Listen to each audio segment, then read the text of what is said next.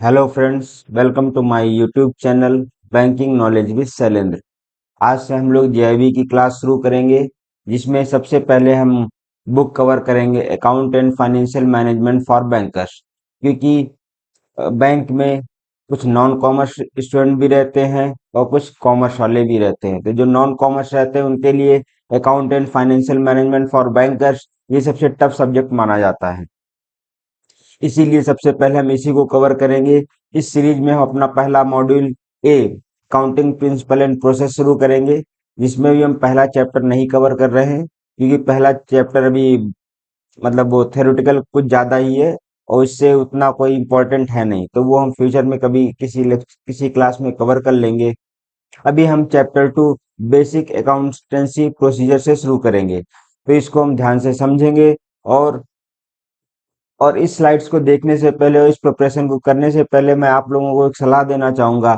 कोई भी चीज़ याद करने की कोशिश ना करें, क्योंकि हम लोग जेआईबी के जिस एग्जाम में बैठते हैं वहाँ पर ऑब्जेक्टिव क्वेश्चन पूछे जाते हैं। तो वहाँ पर आपको किसी चीज़ की डिफिनीशन नहीं लिखनी है, बस आपको वो चीज़ें समझ में आनी चाहिए कि उसका मतलब क्या है, उसका मीनिंग क्या है, और उसका एग्जाम्पल अगर कोई आता है तो कैसे किस बेस पे वो एग्जाम्पल से हम तो उसको टैली कर पाएंगे। ठीक है, तो इसी सीरीज में हम अपना क्लास शुरू करते हैं बेसिक अकाउंटेंसी प्रोसीजर, जिसमें सबसे पहले हमें ये जानना जरूरी है अकाउंटिंग कॉन्सेप्ट होते क्या है। तो कोई भी अकाउंटेंट हुआ, जब भी वो कोई क्या करता है इनका कोई भी अकाउंटेंट जब भी कोई बिजनेस ट्रांजैक्शन को रिकॉर्ड करते हैं तो उन्हें कुछ रूल्स फॉलो करने होते हैं। सिंपल चीज है, हम कोई भी काम कर रहे हो, चाहे वो अकाउंटेंसी का हो या चाहे हम मैथमेटिक्स में हो चाहे साइंस में, हम कहीं भी कुछ भी करते हैं तो हमें कोई ना कोई रूल फॉलो करने पड़ते हैं। उसी रूल बेसिस पर हम आगे बढ़ते हैं। तो जो अकाउंटेंट होते हैं वो क्या करते हैं, बिजनेस ट्रांजैक्शन को रिकॉर्ड करते हैं, लास्ट में उसको समराइज करके बैलेंस शीट बनाते हैं। तो उसके लिए उन्हें क्या है, सर्टेन रूल फॉलो करने पड़ते हैं, जिससे कि बैलेंस शीट बनाने में और किसी भी बिजनेस ट्रांजैक्शन को रिकॉर्ड करने में आसानी हो। तो इसको हम समझने के लिए इसको कई लोगों ने कई तरह से डिराइव किया है। तो यहाँ पर हम एक ब्रॉड क्लासिफिकेशन करेंगे। सबसे पहले तो इसमें एक आता है, क्या आता है, एट रिकॉर्डिंग स्टेज, और दूसरा क्या आता है, एट रिपोर्टिंग स्टेज। तो हम समझेंगे रिकॉर्डिंग स्टेज क्या होता है। रिकॉर्डिंग स्टेज क्या होता है, अब अगर कोई भी चीज है, हम लोग जो बिजनेस ट्रांजेक्शन होता है इसमें होता क्या है कि हम लोग क्या करते हैं, जैसे हम लोग यहाँ इंडिया में फाइनेंशियल ईयर शुरू होता है कब से कब तक, ठीक है, ये शुरू होता है 1 अप्रैल, मान लिया अभी ये चल रहा है 2023 से कब तक चलेगा, ये 31 मार्च 2024 तक। ठीक है, जब ये चल रहा है तो कोई भी अकाउंटेंट या कोई भी हो गया, एक्स वाई जेड, कोई भी, हम यहाँ पे कोई एग्जांपल ले सकते हैं, जो भी बिजनेस ट्रांजेक्शन को रिकॉर्ड कर रहा है तो यहाँ पर क्या करेगा, मान लिया अभी 2023 चल रहा है तो 1 अप्रैल 2023 से वो 31 मार्च 2024 तक उन बिजनेस ट्रांजेक्शन को रिकॉर्ड करेगा। उसके बाद 31 मार्च के बाद क्या, वो बैलेंस शीट प्रिपेयर करेगा, जिसमें उसको रिपोर्ट करने के पर्पज से क्या बैलेंस शीट प्रिपेयर करेगा। तो यहाँ पर वही दो चीजें हैं कि एक तो होता है एट रिकॉर्डिंग स्टेज, मतलब कि जब हम ट्रांजेक्शन को रिकॉर्ड कर रहे होंगे पूरे फाइनेंशियल ईयर के दौरान, तब हम किस तरह से क्या चीजें हमें दिमाग में रखनी है, और जब हम रिपोर्ट करेंगे तो उस टाइम पे हमें क्या क्या चीजें, मतलब किस रूल बेसिस पे चलना है। तो सबसे पहले जो है इसमें हमारा क्या है, कॉस्ट कॉन्सेप्ट आता है। ठीक है, क्या आता है, कॉस्ट कॉन्सेप्ट। कॉस्ट कॉन्सेप्ट मतलब क्या होता है, एक कॉस्ट कॉन्सेप्ट है, फिर मनी मेजरमेंट कॉन्सेप्ट है, बिजनेस एंटिटी कॉन्सेप्ट है, रियलाइजेशन का कॉन्सेप्ट है, ड्यूअल एस्पेक्ट कॉन्सेप्ट है, और हिस्टोरिकल रिकॉर्ड कॉन्सेप्ट है। ठीक है, अब सबसे पहले हम समझेंगे कॉस्ट कॉन्सेप्ट क्या होता है। जैसे मान लिया कोई कोई कंपनी शुरू की है, ठीक है, वहां पर क्या होता है, मान लिया हमने कोई सामान लाए, मान लिया कोई एक मशीन लाए, ठीक है। तो अब हमें ये सोचना है कि जो हम लोग अपनी बैलेंस शीट बनाएंगे उसमें उस मशीन की कॉस्ट क्या रखेंगे, जो उसकी वहां पे मार्केट पर जो उसका एमआरपी है वो, या फिर उस मशीन की जो कॉस्ट हमें एक्चुअल लगी है वो, या फिर उसको साथ में यहाँ तक, जैसे मान लिया दुकान जहाँ से भी हमने खरीदा है वहां से कंपनी कंपनी के प्रेमाइसेस तक लाने का, कि वो ऐड करेंगे या नहीं करेंगे, उसको इंस्टॉल करने का ऐड करेंगे नहीं करेंगे, ये सारी चीजें हमें सोचनी पड़ेंगी। मतलब हमें सोचना पड़ेगा क्या क्या कर सकते हैं। तो कॉस्ट कॉन्सेप्ट का जो आता है, इसमें क्या होता है कि कोई भी मशीन है, सबसे पहले हम उसके एमआरपी से हमें कोई मतलब नहीं है, ठीक है। हम उसको, हमें मेन क्या है, हमें कॉस्ट कितने की वो पड़ी है, वो एक तो रिकॉर्ड करेंगे, ठीक है। एक सेकंड में एक स्लाइड एक्स्ट्रा ले लेता हूँ।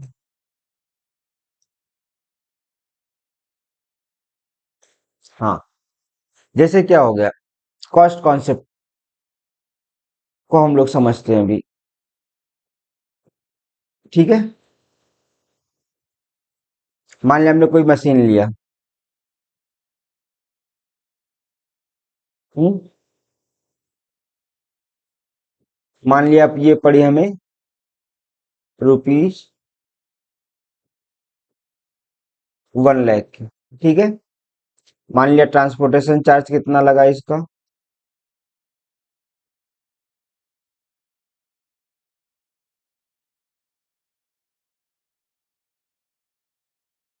ट्रांसपोर्टेशन चार्ज मान लिया मुझे लगा इसका 20,000। इंस्टॉलेशन चार्ज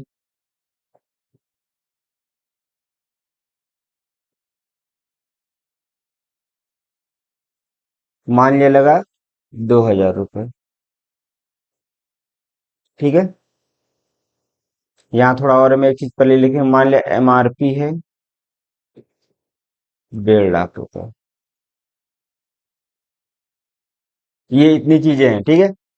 अब हमें ये सोचनी है, जब हम अपने बैलेंस शीट प्रिपेयर करने के लिए जब हम रिकॉर्ड करते हैं उन चीजों को, तो इस मशीन का कॉस्ट क्या लिखेंगे यहाँ पर, आप ये सोचिए। इसमें एक पॉइंट और ऐड कर लेते हैं।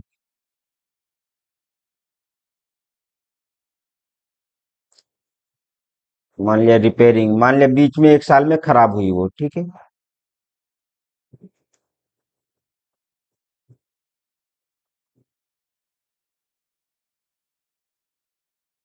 अब अगर ये चीज है, ठीक है, हम उसमें रिकॉर्ड क्या करेंगे, तो हमें ये चीज ध्यान रखना है।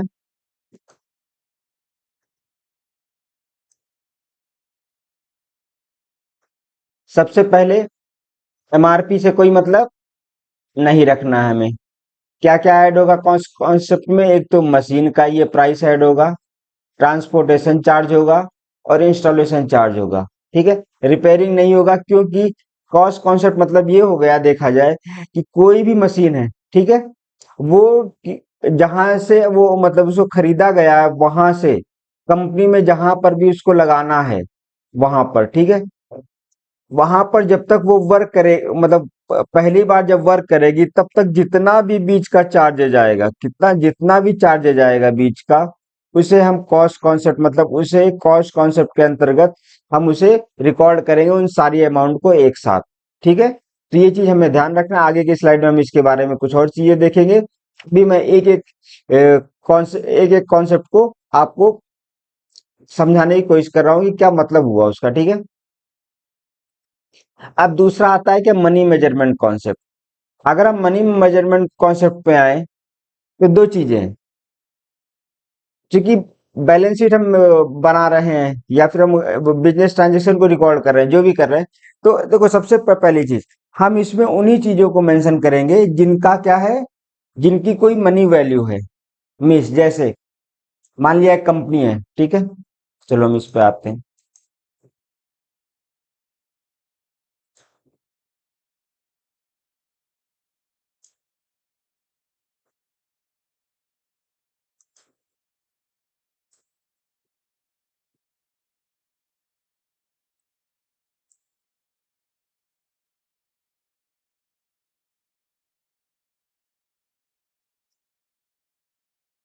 ठीक है, मान लिया हम कौन सा मनी मेजरमेंट कॉन्सेप्ट पे कंसंट्रेट हो रहे हैं अभी।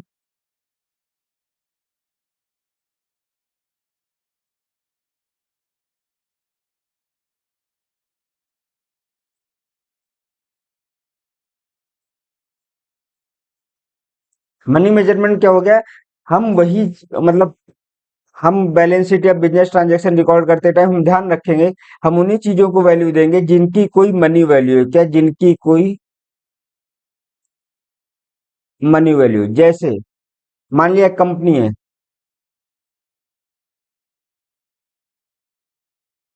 कंपनी में मान लिया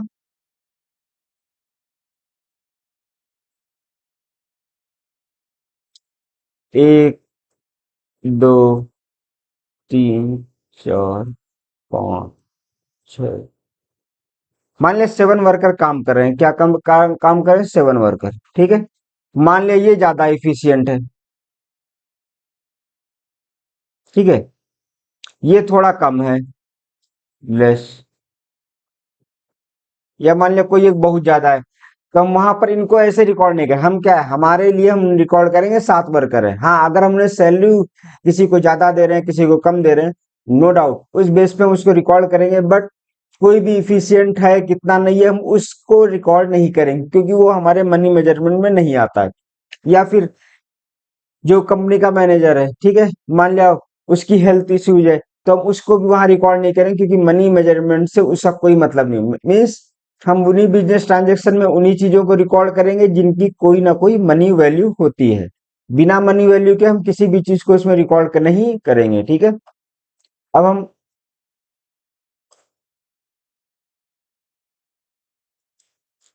हम अगले कॉन्सेप्ट पे आते हैं। अगला कॉन्सेप्ट क्या है? बिजनेस एंटिटी कॉन्सेप्ट, ठीक है। ये क्या होता है?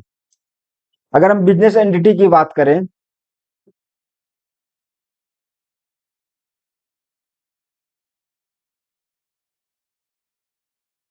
जैसा कि नाम से ही लग रहा है, देखो सारे जितने भी कॉन्सेप्ट हैं सबके नाम में ही उनकी डिफिनेशन छुपी हुई है। बिजनेस एंटिटी मतलब कि बिजनेस को एक अलग एंटिटी के रूप में देखना है, ठीक है। जैसे इसका कहने का ये मतलब हुआ, मान लिया कोई ए आदमी है, मान लिया ए है कोई, ठीक है। उन्होंने कोई कंपनी खोली बी नाम की। हम्म। तो देखा जाए बी का मालिक कौन है? ए ही है। बट जब भी हम क्या बोलते हैं इनको, इनका अकाउंट रिकॉर्ड करेंगे, जब भी हम कुछ करेंगे तो हम इसे एक अलग एंटिटी मानेंगे, इन्हें एक अलग एंटिटी मानेंगे। मीन्स दोनों सेम नहीं रहेंगे, ठीक है। इसको हम ऐसे भी समझ सकते हैं, मान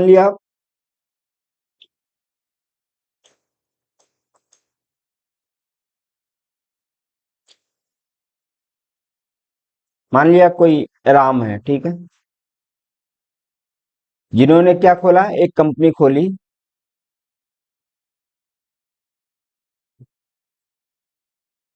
ठीक है। अब इन्होंने क्या शुरू में कुछ कंपनी में पैसा लगाया, मान लिया 10 लाख रुपीज लगाया इन्होंने। तो कहने को देखा जाए कंपनी भी इनकी, पैसा भी इनका।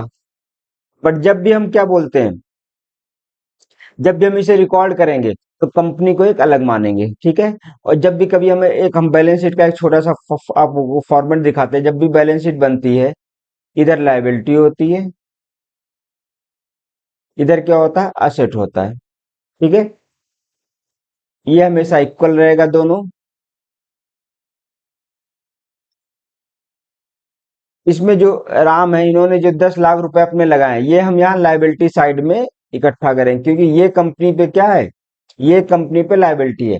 अगर कंपनी को हम अलग से एक एंटिटी नहीं मानते तो ये लायबिलिटी नहीं होती, क्योंकि इन्हीं का पैसा होता। बट चूंकि कंपनी अलग है और एक को जो पर्सन है, प्रोप्राइटर है, वो अलग होगा, ठीक है। तो जो जो भी वो पैसा इंट्रोड्यूस करेगा, मतलब इंड्यूस करेगा कंपनी में अपने लगाएगा, वो सारा कंपनी पे क्या होगा? एक लायबिलिटी होगी, कंपनी को फ्यूचर में पे करना है। भले वो अभी नहीं करना हो, जब कोई कंपनी वाइंड अप होगी तभी पे करेंगे, लेकिन इस चीज को एक लायबिलिटी के तौर पर लिया जाता है। तो ये इसी कॉन्सेप्ट पे कि बिजनेस एंटिटी कॉन्सेप्ट में ये हो गया है कि कोई भी है, बिजनेस अलग, बिजनेस एक अलग एंटिटी है तथा पर्सन अलग है, उसको मतलब दोनों एक साथ नहीं। इवन अगर राम को फ्यूचर में कोई पैसा निकालना भी हुआ, वो भी बैलेंस शीट में आएगा, ठीक है। और वो भी क्या बोलते हैं, वो ऐसे तुरंत किसी कोई पैसा नहीं ले सकते हैं, उसके लिए भी वो अपना लेंगे और उसको यहाँ पर रिकॉर्ड किया जाएगा, ठीक है।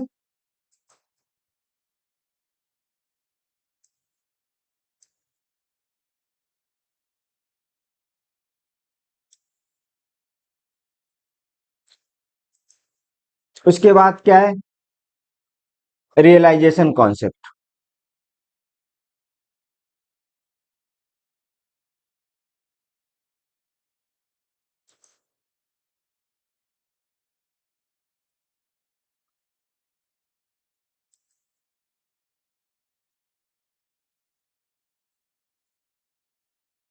क्या उसके बाद, इसके सॉरी, उसके बाद है realisation concept. Realisation concept means, एक सेकंड,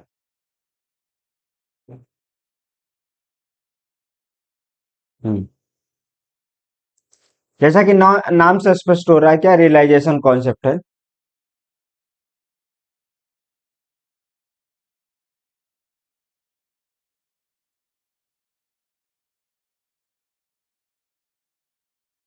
रियलाइजेशन मतलब कि रियल में, ठीक है। रियल में मीन्स क्या हो गया, हम कंपनी में तभी मतलब कोई भी चीज हम तभी बिजनेस ट्रांजेक्शन रिकॉर्ड करेंगे जब वो एक्चुअल में हैपन होगा, ठीक है। मतलब कि जैसे मान लिया हम लोग बैंक में काम करते हैं, बैंक का एग्जांपल लेते हैं। आप ये देखिए, जैसे मान लिया हमने आज एक लोन दिया, ठीक है। हमें ये पता है, ठीक है, इसकी जो ईएमआई है, मान लिया 5 इयर्स के लिए, हमें पता है कि 5 साल तक ये हमें प्रॉफिट देगा, ठीक है। हर मंथ देगा मतलब, ठीक है। बट हम उसको अपने प्रॉफिट में कब दिखाएंगे, जब वो उसके अकाउंट में शो करेगा, मतलब जिस दिन उसके अकाउंट में इंटरेस्ट लगेगा हम उसी दिन शो करेंगे। ऐसा नहीं कि हमने कोई किसी को पैसा दिया और जितना प्रॉफिट उसका हम लोग ले रहे हैं उसका एक साथ रिकॉर्ड कर देंगे।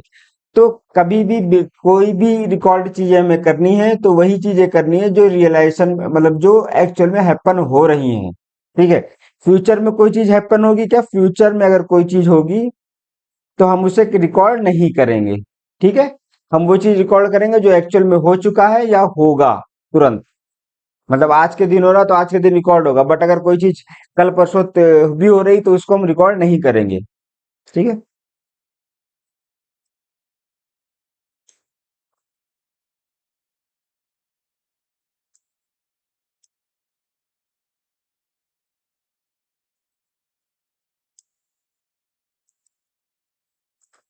अब हम आते हैं अगले कॉन्सेप्ट पे अपने, ड्यूअल एस्पेक्ट कॉन्सेप्ट, ठीक है। ये क्या होता है,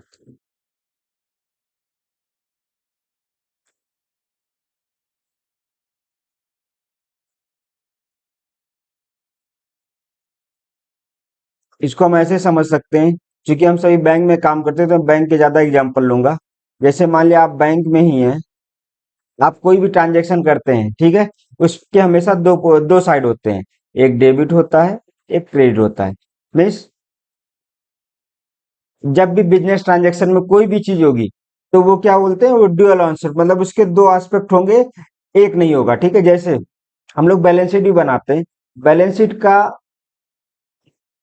ये जो लायबिलिटी और असेट होता है, ये लास्ट में यहाँ पे इक्वल क्यों होता है, क्योंकि हम कोई भी जब एंट्री करेंगे तो वो उसका दोनों साइड कहीं ना कहीं वो एंट्री टैली करेगी, ठीक है। वो एंट्री दोनों साइड रहेगी, जिसकी तभी हमारा ये, क्योंकि कोई भी चीजें होंगी उसके डेबिट क्रेडिट दो होंगे, ठीक है। मान लिया पैसा है, ठीक है, बैंक के पास मान लिया कैशियर के पास पैसा होता है। अगर वो पैसा निकाल, अगर वो किसी कस्टमर को पैसा दे रहा है, उसके पास से कम हुआ ना, अगर कस्टमर को मिल रहा है तो इधर कम हुआ, तो इसलिए उसके दो जगह एंट्री रिकॉर्ड होंगी, ठीक है।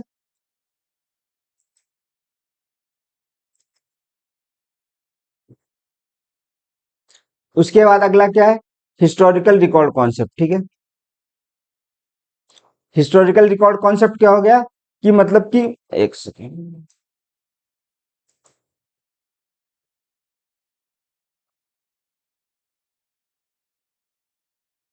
हम्म, जैसा हमने अभी थोड़ी देर पहले बताया कि जो ये होता है, क्या बोलते हैं,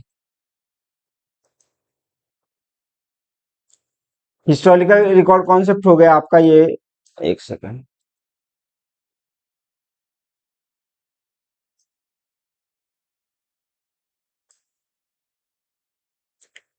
हिस्टोरिकल रिकॉर्ड,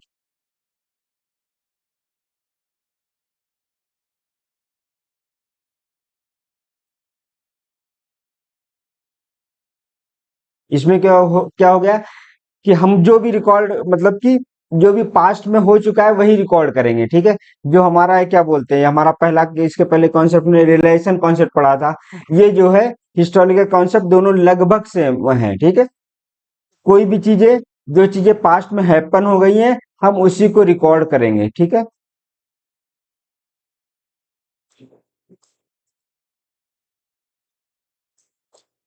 चलिए फिर हम आगे अपने चलते हैं। अब यहाँ पे जैसे गोइंग कंसर्न कॉन्सेप्ट हो गया, मतलब कि क्या बोलते हैं, कोई भी हम जब भी कोई कोई बिजनेस शुरू करते हैं तो हम ये इमेजिन करके चलते हैं कि फ्यूचर में कभी वाइंड अप नहीं होगी, कभी ये बंद नहीं होगी, चलती रहेगी। तो तब कभी भी कोई चीज होगा तो हम उसको क्या है, फ्यूचर में चलता रहेगा, इस बेस पे हम उसको रिपोर्ट करते टाइम हम ये एज्यूम करें, कंपनी ऐसा नहीं कि कल बंद हो जाएगी परसों बंद हो जाएगी, कंपनी हमेशा चलती रहेगी, ठीक है। मैचिंग कॉन्सेप्ट मीन्स हमारी सारी चीजें मैच करनी चाहिए, मतलब कि ऐसा नहीं कि क्या बोलते हैं, यहाँ हमने कोई और कॉन्सेप्ट उठाया है, जैसे मान लिया कोई कंपनी है, ठीक, मान लो कोई मशीन है, ठीक है। वो मशीन में क्या होता है, मान लिया मैचिंग कॉन्सेप्ट में, मान लिया कोई मशीन है, ठीक है। यहाँ पर हमने उसका जैसे डिप्रिसिएशन करते हैं, तो या ये मान लिया यहाँ पे मैंने इस एक मेथड अपना स्ट्रेट लाइन मेथड, दूसरे साल हमने कोई दूसरा अपनाया, तीसरे साल कोई तीसरा अपना, तो ऐसा नहीं करेंगे। हम एक ही सिंगल मेथड से चलेंगे, और अगर फ्यूचर में हम मान लिया कोई मेथड चेंज भी करते हैं तो उसका हम प्रॉपर रीजन देंगे क्यों चेंज कर रहे हैं और इससे क्या इफेक्ट आएगा। चलिए हम अपने स्लाइड की ओर बढ़ते हैं। तो सबसे पहले कॉस्ट कॉन्सेप्ट, जैसा कि हमने बताया, every business transaction is recorded in the book of account at cost price irrespective of market price. Means market price से हमें कोई मतलब नहीं है, हमें क्या है, कोई भी बिजनेस ट्रांजैक्शन होगा वो जितनी इसकी कॉस्ट होगी उस बेस पे बुक्स ऑफ अकाउंट में रिकॉर्ड होगा। All the money monetary transaction are recorded at historical cost, ठीक है। मतलब कि हिस्टोरिकल कॉस्ट मैंने आपको बताया कि जो पुरानी कॉस्ट है उस बेस पे, मतलब जो हैपन हो चुका है उस पे रिकॉर्ड होगा, ठीक है। इसमें जैसे एग्जांपल में क्या है, the machinery is recorded in the books of that account which is paid to the supplier, ठीक है, जो हमने आपको बताया था, plus expenses of bringing and installing the machinery which are necessary to पर put in work order. Means कोई भी मशीन जो कि क्या बोलते हैं, कंपनी से मतलब खरीदने से लेकर के उसे इंस्टॉल करके उसे वर्क ऑर्डर तक लाने, मतलब काम कर पहला काम जब तक करेगा तब तक जितना भी खर्च आएगा वो मशीन पे उसमें रिकॉर्ड होगा, ठीक है। तो ये होता है कॉस्ट कॉन्सेप्ट। एप्लीकेशन क्या, fix asset are kept at the cost of purchase and not their market value, इसके मार्केट वैल्यू पर नहीं होता है। Every transaction are recorded with the present value and not the future value, ठीक है। कोई भी ट्रांजेक्शन जो हम रिकॉर्ड करेंगे वो उसके प्रेजेंट वैल्यू पे करेंगे, फ्यूचर वैल्यू पे नहीं करेंगे। जैसे मान लिया कोई हमने प्लॉट, वो क्या बोलते हैं, जो हम लोग प्रीमाइसेस बिल्डिंग खरीदते हैं, ठीक है। मान लिया आज उसकी कीमत है 1 करोड़, हमें पता है कि फ्यूचर में हो सकता है उसकी कीमत हो जाए 2 करोड़, ठीक है, आज से 5 साल बाद। बट हम उसे 2 करोड़ तब तक रिकॉर्ड नहीं करेंगे जो कि जब तक कि वो टाइम नहीं आएगा, तो प्रेजेंट वैल्यू जो होगी हम उसी पे रिकॉर्ड करेंगे, ठीक है, फ्यूचर वैल्यू पे नहीं करेंगे। अनरियलाइज्ड गेन और इग्नोर्ड, मतलब कि जो फ्यूचर में हमें गेन मिलेगा जो उसको हम लोग इग्नोर करेंगे। An item that has no cost is not taken in books, अगर कोई आइटम है जिसका कोई कॉस्ट नहीं है तो हम उसको क्या बोलते हैं, अकाउंट ऑफ बुक में नहीं लिखेंगे, ठीक है, बुक ऑफ अकाउंट में नहीं लिखेंगे। दूसरा, the resources, the resources land building machinery property rights ETC that business owns are called asset, ये क्या कहलाते हैं, सारी चीजें एसेट कहलाती हैं। The monetary value that are assigned to asset are derived from the cost concept, asset are recorded at their original purchase price and this cost is the basis for all subsequent accounting for the asset, ठीक है। The term book value used for amount shown in the accounting records, ठीक है। अगला concept, अगला क्या है, the cost concept doesn't mean that all asset remain on the accounting records at their original cost for all time to time. Means जैसे कोई machine है, ठीक है, हम्म, अगर वो डिप्रिशिएट करेगी तो हर साल उसकी डिप्रिशिएट करके जो वैल्यू आएगी उसको हम लोग रिकॉर्ड करेंगे, ठीक है। डिप्रिसिएशन के बाद जो वैल्यू होगी, जैसे आगे लिखा, the cost of an asset that has long but limited life is systematically reduced by a process called depreciation. Depreciation के कई मेथड होते हैं, उसमें से हम लोग कोई एक मेथड अपना के हम आगे उसी बेस पे हम उसका वैल्यू हर साल उसको रिकॉर्ड करेंगे। It is a process by which the cost of asset is gradually reduced by allocating a part of it to the expenses in each account period। ठीक है, हर अकाउंटिंग पीरियड में उस एक्सपेंसेस को हम लोग लिखेंगे। ठीक है, the main objective is that the cost concept meets all the three basic criteria. एक तो रिलेवेंस होना चाहिए, क्या होना चाहिए, एक तो रिलेवेंस होना चाहिए, उसकी ऑब्जेक्टिव क्या होना चाहिए, फिजिबिलिटी, उसका फिजिबल होना चाहिए। ठीक है, अगला हम आते हैं मनी मेजरमेंट कॉन्सेप्ट। ये क्या बोलता है, every transaction that is recorded in the books of account must be measured in terms of money. जैसे मैंने आपको पहले बताया कि जिसकी कोई वैल्यू होगी, ठीक है, हम लोग क्या बोलते हैं, उसी को रिकॉर्ड करेंगे जिसकी कोई वैल्यू होगी। क्या मतलब मनी वैल्यू होगी। जिस ट्रांजैक्शन की कोई मनी वैल्यू नहीं होगी उसे हम रिकॉर्ड नहीं करेंगे। ठीक है, बिजनेस एंटिटी कॉन्सेप्ट, जैसा कि मैंने बताया था कि दोनों अलग अलग होते हैं, कंपनी अलग होती है और प्रोप्राइटर अलग होगा है। ठीक है, तो this concept separate the entity of proprietor, ठीक है, from the business transaction. The capital contribute by the owner is liability for the business because business which is an artificial person. ठीक है, तो बिजनेस एंटिटी, बिजनेस नाम से पता चला business एक अलग एंटिटी है। ठीक है, application, any money withdrawn by proprietor is treated as separately as drawings, profit is a liability while loss is an asset. अब ये सोचिए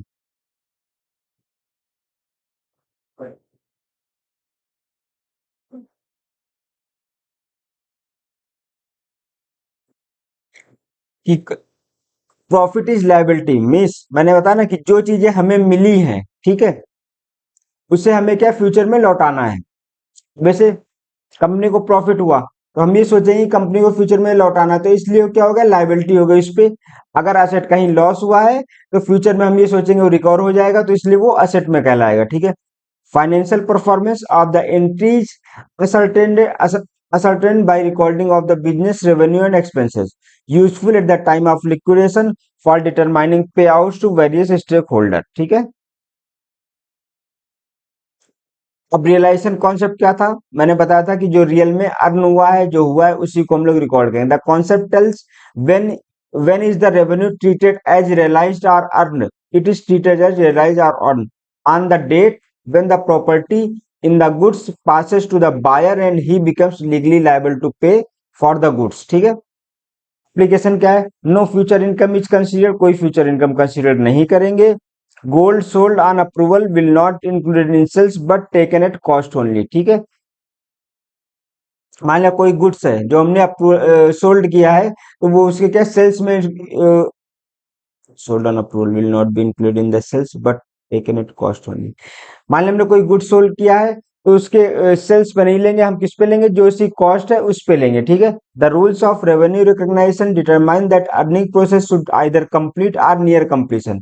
मीन्स वो तो कंप्लीट हो चुका है या फिर एक दो दिन में कंप्लीट होने वाला, कुछ दिनों में। ठीक है,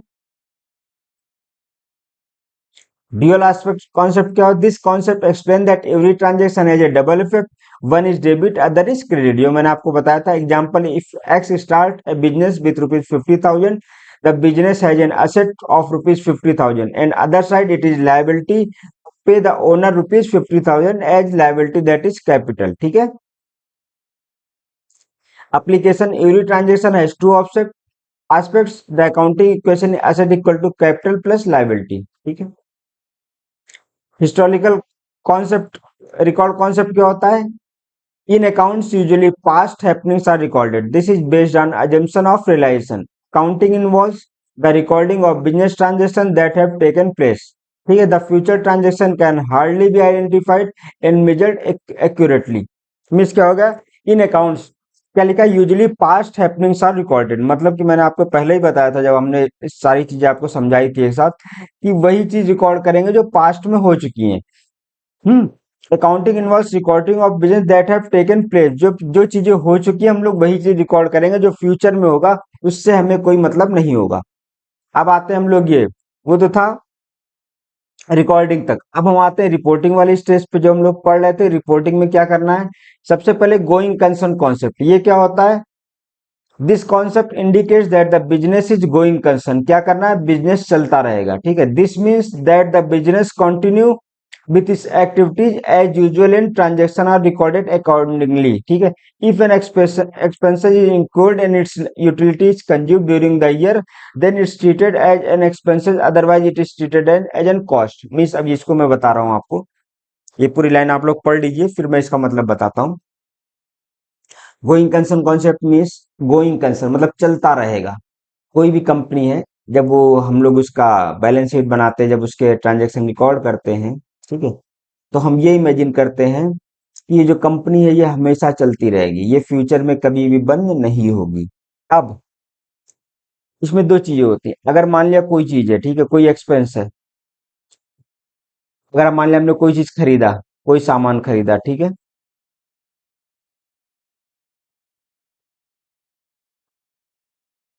जिसे अगर हमने एक साल में यूज कर लिया, कितने, 1 ईयर में, ठीक है। एक सेकंड, एक नई स्लाइड में ऐड कर लूं, उसमें समझाने में आसान।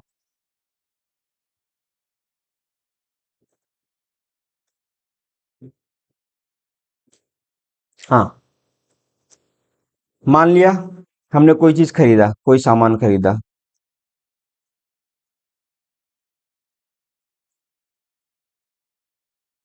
अगर वो एक साल में कंज्यूम हो जाएगा, कितने, 1 ईयर में,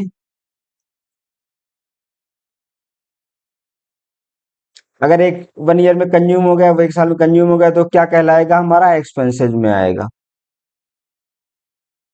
अगर वो 1 ईयर से ऊपर जाता है, तो हमारा वो किस में आ जाएगा, वो हम असेट्स, असेट में लिखेंगे। ठीक है, इस चीज को ध्यान रखना है हमें। यही बोला गया यहाँ पे, कहाँ गए। गोइंग कंसर्न कॉन्सेप्ट में जो बोला, the concept indicates that the business is a going concern, business चलता रहेगा। This means that the business continues with its activity as usual and transaction are recorded accordingly. ठीक है, if an expenses is include and its utility is consume during the year, अगर एक साल में consume हो रही है, देन ट्रीटेड एज एक्सपेंसेस, तो उसको क्या एक्सपेंसेस की तरह ट्रीट करो। और अगर क्या बोलते हैं वो आगे बढ़ेगी तो उसको एसेट हो जाएगा। ठीक है, मैचिंग कॉन्सेप्ट क्या होता है, this concept explain that we have to match the income of a certain period with expenses of that period only. The justification of matching concept arise from accounting period concept. Matching period मतलब क्या हो गया, ये जो financial year बांटे जाते हैं इसीलिए बांटे जाते हैं। ठीक है, मान लिया कोई फाइनेंशियल ईयर 22-23 का है, इसका जो है इसी में रिकॉर्ड होगा, जो 23-24 का होगा उसका अलग रिकॉर्ड होगा। मतलब सारे ट्रांजैक्शन अपने अपने फाइनेंशियल ईयर में रिकॉर्ड किए जाएंगे, जिससे कि मैच करने में उसको आसानी हो। ठीक है, तो वही चीज अगर मान लिया कि अगर एक साल में कंज्यूम हो रहा है, तो इसलिए यहाँ पे एक्सपेंसेस में आ जाता है। ठीक है, मान लिया 100 ऊपर हो रहा है, तो चूंकि यहाँ पे भी तो इसका यूज करेंगे, तो इसलिए फिर वो असेट साइड में रिकॉर्ड होगा, और वो धीरे धीरे क्या बोलते हैं, वो माइनस होता रहेगा। ठीक है, all adjustment regarding prepaid expenses, outstanding expenses are made in the final accounts. Deferred revenue expenditure concept arise due to this concept. ठीक है, अब आता है अकाउंटिंग पीरियड कॉन्सेप्ट में, it is assume that the business will run for a long period, therefore the accounting of each period recorded. ठीक है, कि मतलब वो गोइंग कंसर्न कॉन्सेप्ट बेस पे क्या कई से लंबे समय तक चलता रहेगा, तो इसलिए वो उसमें कंफ्यूजन ना हो, वो सारे आपस में मिक्स ना हो जाए, इसलिए क्या है, हम हर अकाउंटिंग ईयर्स का फाइनेंशियल ईयर में हम लोग रिकॉर्ड करेंगे। उससे हमें क्या है, चीजें टैली करने में और कंपेयर करने में आसानी मिलेगी। तो एप्लीकेशन के comparing the financial statement for different period, this could be for the physical year 1 April to 1 April 31st to 31st March, या कैलेंडर ईयर, मतलब चाहे आप इसको फाइनेंशियल ईयर बेसिस पे लो, चाहे आप कैलेंडर ईयर बेसिस पे लो, लेकिन अपने इंडिया में क्या होता है, फाइनेंशियल ईयर बेसिस पे चलता है। ठीक है, uniform and consistent accounting treatment for finding out the profit and asset of the business. ठीक है, अगर ये आपका प्रॉपर चलता रहे, तो आपको ये पता चल पाएगा कि प्रॉफिट कितना हो रहा है। क्यों, जैसे मान लिया आपने, अगर ये मान लिया आपने कोई मशीन खरीदी, और ठीक है, और उसे आपने किसमें, एक्सपेंसेस में शो कर दिया। ठीक है, जबकि वो यूज क्या हो रही, वो मान लिया 10 साल तक यूज होगी, अब सोचिए 10 साल तक यूज होगी और आपने जिस साल मशीन खरीदा तो उस साल तो आपका पूरा प्रॉफिट चला जाएगा उस मशीन के कॉस्ट में। तो इसीलिए वो असेट साइड में जाएगा और हर साल वो थोड़ा थोड़ा वैल्यू उससे कम होता रहेगा, जिससे कि किसी एक साल के प्रॉफिट में ज्यादा अंतर ना आने पाए। ठीक है। Matching period periodic revenue with expenses for getting correct result of the business operation। ठीक है। thereby measuring the performance during the period in concern। enable tax calculation and dividend distribution, इसके लिए भी वो यूजफुल रहेगा, तो इसलिए हर अकाउंटिंग पीरियड में अलग अलग रखते हैं। ठीक है। Convention of full disclosure. अब यहाँ पर कुछ कन्वेंशन है, कुछ बिलीफ्स हैं, वो हमें क्या क्या है, जैसे एक तो फुल डिस्क्लोजर। फुल डिस्क्लोजर मतलब क्या, सब कुछ हमें डिस्क्लोज करना है, हमें कोई ऐसी चीज नहीं, हमें कोई चीज छुपानी नहीं है। ठीक है। Entries are made in such a way that they provide honestly all information relating to the activities of the business। ठीक है। The record should not conceal anything from outsider। Secret reserve should not be maintained as per the this convention। Means मान लो कोई company है, उसे अपने balance sheet में वो सारी चीजें दिखानी है जो दिखानी चाहिए। ठीक है। अगर कोई सीक्रेट चीज है तो भले आप वो मत करिए। ठीक है। लेकिन बाकी सारी चीजें जितने हैं वो आपको दिखाना पड़ेगा। ठीक है।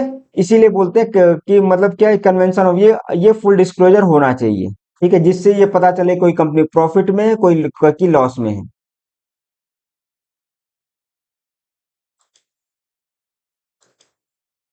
अब आते हैं हम लोग अगले इसमें, कन्वेंशन ऑफ मटेरियलिटी। मटेरियलिटी मतलब कि वही चीज हमें, जो चीज एग्जिस्ट कर रही है वही चीज हमें करना है। ठीक है। जैसे all material information must be recorded. ठीक है। What is material depend upon the value of item involve at the circumstances of individual cases of business. अब जैसे एग्जांपल के लिए हमने क्या बोला अभी थोड़ी देर पहले। ठीक है। अकाउंटिंग पीरियड कॉन्सेप्ट में हमने बोला था कि अगर कोई चीज एक साल में यूज हो रही है उस साल, ठीक है, सेम ईयर में अगर यूज हो रही है तो हम उसे एक्सपेंसेस में ले जाएंगे। बट कोई चीज क्या बोलते हैं, अगर एक साल से ऊपर हो रही 1 ईयर से, तो हम उसे किस में, असेट में ले जाएंगे। अब देखिए मान लिया हम लोग बैंक में काम करते हैं, कहीं भी किसी कंपनी में, तो कन्वेंशन ऑफ मटेरियलिटी का लाने का मतलब ये हुआ, मान लिया हम काम कर रहे हैं, ठीक है, हमने स्टेशनरी आइटम खरीदा। ये भी हमें पता है कि स्टेशनरी आइटम आज तो खत्म नहीं होगा, हो सकता है वो अगले साल भी चले।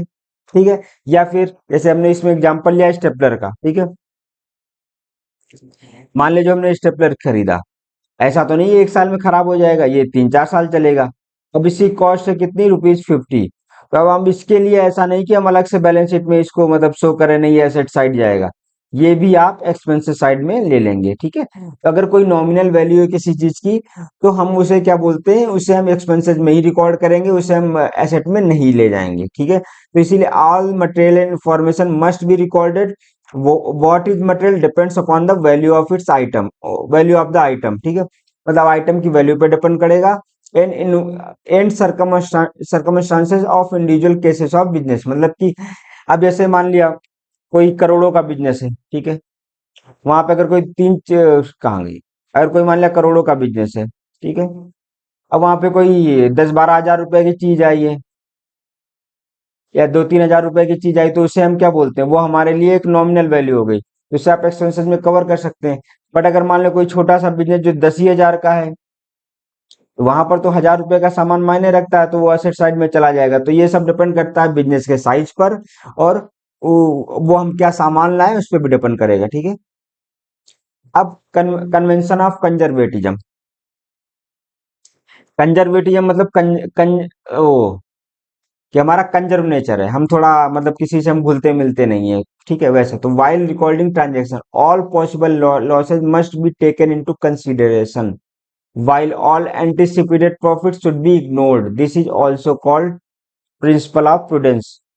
अब कंजर्वेटिज्म मतलब क्या हो गया कि हमें ये सोचना है, मतलब हमें वो बिलीफ रखनी है कि जब तक क्या बोलते हैं कोई प्रॉफिट ना हो जाए, ठीक है, तब तक हम उसे क्या बोलते हैं रिकॉर्ड नहीं करेंगे। बट अगर हमें पता है कि फ्यूचर में कोई लॉस होने वाला है, अगर हमें पता चल जाए फ्यूचर में कोई लॉस होने वाला है,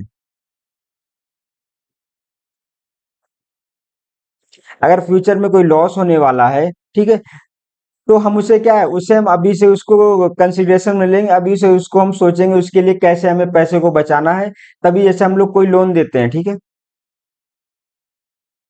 तो उसमें हम लोग क्या कुछ अमाउंट रखते हैं, ठीक है, वो इसीलिए रखते हैं कि जिससे कि कन्वेंशन ऑफ कंजर्वेटिज्म के अंतर्गत ये फ्यूचर में अगर कोई लॉस होने वाला है तो उसे हम अभी से कंसिडरेशन में लेके, लेकिन अगर फ्यूचर में कोई प्रॉफिट होने वाला तो उसे हम इग्नोर करेंगे। मतलब कि हमें ज्यादा दिखावा नहीं, शो ऑफ नहीं करना। अगर प्रॉफिट हो रहा है तो ठीक है, प्रॉफिट हो रहा है, जब हमारे पास प्रॉफिट आ जाएगा तब उसको ले लेंगे। लेकिन अगर कोई चीज क्या बोलते हैं, कोई चीज हमारा लॉस होने वाला है, कोई जैसे कोई भी लोन होता है उसमें प्रोविजनिंग होती है। अगर ये लोन कोई स्टैंडर्ड लोन भी चल रहा है, ठीक है, अगर कोई स्टैंडर्ड लोन भी चलता है तो उसमें प्रोविजनिंग होती है। वो प्रोविजनिंग इसी वजह से होती है कि हो सकता है फ्यूचर में लॉस हो जाए, फ्यूचर में एनपीए हो जाए, तो अभी से हम लोग थोड़ा बहुत इसके लिए प्रोविजन करके रखते हैं। और जब वो एनपीए हो जाता है तो प्रोविजनिंग थोड़ी बढ़ जाती है, ठीक है। इसीलिए जब भी प्रोविजनिंग इसीलिए जब एनपीए बढ़ता है तो हमारा प्रॉफिट कम होता है, क्योंकि जो प्रोविजनिंग होती है वो प्रॉफिट से चला जाता है, ठीक है। तो एप्लीकेशन में creation of provision for doubtful debts, creation of contingency reserves, value of the stock in hand at lower of the cost और मार्केट वैल्यू। और ये भी एक चीज कि अगर जो स्टॉक हमारे पास बचा अगर, ठीक है, कोई, तो हम उसके किस पे लेंगे। अगर अगर मान लिया उसकी कॉस्ट है, मान लिया जब हमने खरीदा 10,000 रुपए की, ठीक है, आज मार्केट वैल्यू मान लिया 12,000 की, तो हम इसमें 10,000 वाला रिकॉर्ड करेंगे, ठीक है, 12,000 नहीं करेंगे। बट मान लिया कोई चीज हमने, किसी चीज की मार्केट वैल्यू आज है 12,000, बट हमने उसे खरीदा था 20,000 में, तो जब हम रिकॉर्ड करेंगे तो हम ये करेंगे, मतलब कि कॉस्ट और मार्केट वैल्यू में जो लोअर होगा वही हम रिकॉर्ड करेंगे। ये कन्वेंशन ऑफ कंजर्वेटिज्म के अंतर्गत आता है। तो ये हमें ध्यान रखना है, एग्जाम में ऐसी कोई डिफिनेशन नहीं आएगी, बट हाँ एक कोई क्वेश्चन दे दिया जाएगा कि ये किसके अंतर्गत आएगा। तो अगर हमें कॉन्सेप्ट पता होगा उसका, तो हम उस बेस पे उस चीज को टिक कर लेंगे, हम उस चीज को आराम से आइडेंटिफाई कर सकते हैं कि कौन सा हमारा ऑप्शन सही होगा, ठीक है। Convention of consistency, if a method is selected for recording and reporting purpose, वही मैं बताया, कंसिस्टेंसी होनी चाहिए। मतलब कि आज मान लिया हमने मशीनों में डिप्रिसिएशन तो होता रहता है, मान लिया आज हमने स्ट्रेट लाइन मेथड शुरू किया, तो अब इसका मतलब ये नहीं कि हम अगले साल कुछ और से शुरू करें। अगर हम शुरू करेंगे तो उसको हमें प्रॉपर हमें बताना पड़ेगा क्यों यूज कर रहे हैं, उसको चेंज करने से, उसको करने से इम्पैक्ट क्या पड़ेगा, ठीक है। कंसिस्टेंसी मतलब कि कंसिस्टेंस होना है, जो चीज चल रही वो चीज चलती रहेगी। If a method is selected for recording and reporting purpose, it must be regularly followed in future also. Whenever it is necessary to change, the impact of such change must be disclose separately, ठीक है। ये हमारा convention of consistency हो गया। ये हमारे सारे खत्म हो गए। अब हम लोग क्वेश्चन पे आते हैं। Accounting standards are statement prescribed by, ये किसके द्वारा प्रिस्क्राइब्ड है। आप लोग सोचिए, एक सिंपल चीज है, सेंट्रल गवर्नमेंट है नहीं इसमें, हम लोग इसको, ठीक है, सेबी भी होगा नहीं, इन दोनों में कोई एक होना चाहिए, ठीक है। अब the institute of cost accounts in India, ये ऐसा कुछ होता नहीं है, तो क्या institute of chart and account in India, ये ऑप्शन सही होगा, ठीक है। हम लोग सेकंड क्वेश्चन पे आते हैं। Which of the following is are the main principle of double entry system. Double entry मतलब क्या, मैंने आपको बताया था कि एक साइड डेबिट रिकॉर्ड होगा, क्रेडिट दोनों रिकॉर्ड होगा। हर एंट्री के दो इम्पैक्ट होते हैं, एक डेबिट होता है, क्रेडिट होता है। तो जिधर डेबिट होगा हम उधर डेबिट में एंट्री डालेंगे, जिधर क्रेडिट उधर क्रेडिट डालेंगे, ठीक है। Every business transaction has to aspect, कोई बिजनेस ट्रांजेक्शन दो एस्पेक्ट होता है, one of the receiving the benefit and other is giving it. तो ये हमारा सही है, ठीक है। हम सेकंड ऑप्शन पे आते हैं। For every transaction two parties must be interested, बिल्कुल सही है। जैसे हम लोग बैंक में लेन देन करते हैं, वहां एक कस्टमर एक बैंक दोनों इन्वॉल्व होते हैं, तो two parties must be interested, दो दो पार्टियों को होना चाहिए फायदा, मतलब दो पार्टी अफेक्टेड होनी चाहिए। The two fold effect of A business transaction is recording by debiting one accounting and crediting the other account at the same time. तो देखा जाए ये भी सही है, तो इसमें हमारा क्या हो जाएगा, ऑल ऑफ द अबव, ठीक है। Question 3, what is the need to bring standardisation in the accounting principle, ठीक है। ये क्या होगा, कंसिस्टेंसी होनी चाहिए, बिल्कुल होनी चाहिए। ट्रांसपेरेंसी मैंने बताया होनी चाहिए। टू बी कंपेरेबल, कंपेरेबल भी होना चाहिए, तो इसमें क्या हो जाएगा, ऑल द अबव हो जाएगा, ठीक है। Next question, the going concern concept means that, हमने आपको गोइंग कंसर्न बताया था कि बिजनेस हमारा कभी गोइंग कंसर्न मतलब चलता रहेगा, ठीक है। इसको कैसे याद रखेंगे, चलता रहेगा। तो the profit of the firm are enough to sustain its operation, ये नहीं होगा, ठीक है। द ओनर्स, एक second, the owner of the firm are different then firm, ये तो बिजनेस एंटिटी का कॉन्सेप्ट है, ये इसका नहीं है। The firm will be continuing in operation at least in near future, ये सही है क्योंकि नियर फ्यूचर में चलता रहेगा। The business of the firm related to segment which is going very well, ये भी गलत है। तो इसमें कौन सा ऑप्शन हमारा सही होगा, ये सही होगा। ठीक है, हमारा क्लासेज यहीं पे खत्म होती है। आप इस चैप्टर को रिवाइज करिए, पढ़िए, अगर कोई डाउट आता है तो क्लियर करिए। और जिसको भी जेईबी की प्रिपरेशन करना है वो हमारे यूट्यूब चैनल को सब्सक्राइब करे, लाइक करे, और फ्यूचर में सारे टॉपिक की वीडियोज एक एक करके मैं अपलोड करता रहूंगा। ठीक है, सभी को धन्यवाद, थैंक यू।